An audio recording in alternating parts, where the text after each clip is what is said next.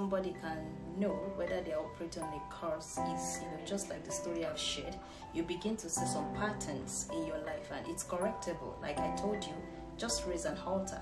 But another simple but profound way you can still even deduce this is, when you always have a scattered room, when your room is not always orderly.